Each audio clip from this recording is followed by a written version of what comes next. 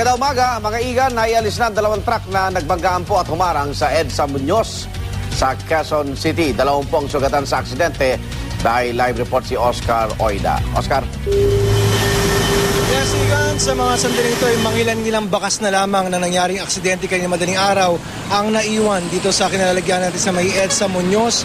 Mga ilang minuto pa naman nakakalipas ng ganap na may alis yung dalawang truck na nakabalandra o bumalandra sa bahaging ito ng naturang kalsada. Sa mga sandaling ito ay patuloy ang pag-uwalis ng mga kawani ng gobyerno sa mga natitirang kalat tulad ng bubog.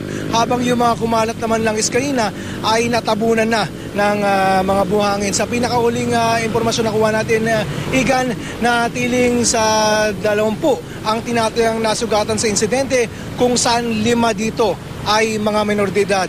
Naisugod na sila sa ospital at sa mga sandalito ay patuloy ang pag-iimbestiga ng mga otoridad at nakuha rin tayong impormasyon na yung kaninang napaulat na driver at konduktor ng trailer truck na bigla na lamang nawala sa lugar ay sumuko na raw sa mga otoridad. Igan?